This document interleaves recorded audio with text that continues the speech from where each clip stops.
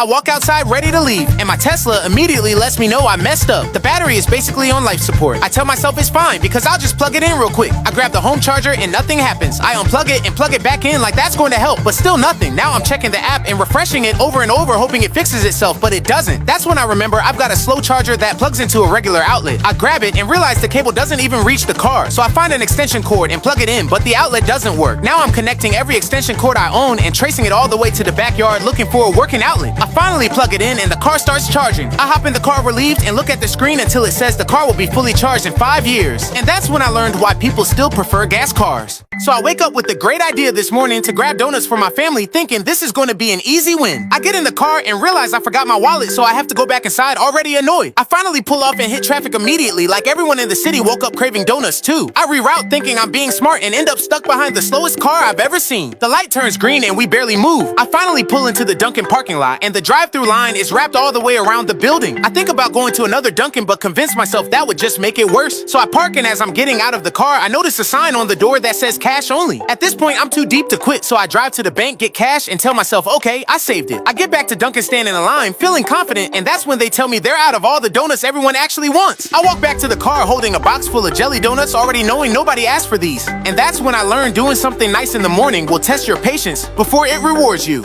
I knew this was going to be a long night when we got to the Christmas fair. Caden wanted to get on every single ride. At first, I was down because I used to love rides when I was his age, but I quickly realized they've come up with some crazy rides since I was a kid. These new rides are faster and jerkier, and right when you think they can't get any worse, they do. One of those rides almost made me get sick, and Destiny was done after that. After catching my breath, I'm trying to pace myself, but Caden is already pulling me toward the biggest ride there, some crazy roller coaster. I tell myself it's fine because I'm not a wimp. We get strapped in, and I'm already rethinking my choices. As soon as it takes off, I'm ready to get off. Then we hit the first drop, and Caden's laughing with his hands up like it's all a game. I'm holding on for dear life, pretending like I'm having fun. Right when I think it's almost over, the roller coaster goes for another round. When it finally stops, he immediately wants to go again. I step off dizzy, trying to walk normal while he's asking what's next. And that's when I realized being the fun dad requires joints I no longer have. I bought electric drums so I could play while the baby was asleep. That was the whole reason. I plug everything in thinking I'm being responsible. I sit down and tap a pad lightly. Nothing happens, so I tap it again, still nothing. Now I'm thinking, okay, maybe I need to turn something on, so I press a button. Suddenly, a demo drum beat starts blasting through the speakers. I panic because Kaylani is sleeping. I start hitting buttons trying to turn it off, but it's just changing beats. I start turning knobs, but that doesn't stop it either. So now I'm yanking cables out the back one by one, and every time I pull one, the drums just keep going like they're offended. I'm pressing buttons so fast, I don't even know what I'm pressing anymore. I unplug it from the wall, and it's still playing. Now I'm really panicking. I finally grab some headphones and plug them in just to stop the noise. The room goes quiet. I look up relieved, and Destiny is standing there holding Kaylani, giving me that death stare. And that's when I learned electric drums are only quiet if nobody presses the wrong button. So I'm in the living room trying to throw away this huge box. My new electric drum set came in. I grab it confidently, and the box does not move at all. I'm like, okay, that was weird. I open the box thinking maybe I missed something heavy inside, but it's just a bunch of smaller boxes. So now I'm thinking maybe it's just me. So I go to the garage and lift a couple dumbbells real quick to prove a point. Feeling strong, I go back to the box and still can't move it. Now I'm confused, so I call Destiny to help me, and even both of us together can't lift it. At this point, I'm annoyed. I grab a dolly thinking I'll just roll it out, but I can't even get the dolly under the box. So now I grab some scissors to cut the box apart, but the cardboard is ridiculously strong. I just didn't understand how I was able to bring it in with the drums, but now it's heavier without them. That's when it hits me. I grab my saw and announce I'm cutting the box in half, and suddenly my son Caden pops out laughing. And that's when I learned kids turn empty boxes into furniture. So I thought I had everything on Caden's Christmas list, but decided to check it twice. That's when I realized I missed his top gift, a drone. It's Christmas Eve, and now I'm stressed out. I'm driving store to store hoping someone has one left in stock, but everywhere is sold out. So now I'm sitting in my Tesla searching online for same-day delivery and nothing. Then I start checking Facebook Marketplace, but I didn't feel like dealing with people today. At this point, I'm mad because this is the main thing he actually wanted. But then it hits me. I already have a drone. I rush home and run into my closet, grab the drone, and wrap it up the best that I can. Christmas morning comes, and Caden opens it, and he's excited, and I'm smiling thinking I pulled it off. Then he looks at the remote, then looks at his phone. He goes, "Dad, this uses a lightning cable, and my iPhone is USB-C." And that's when I learned Christmas can fail over the wrong cable.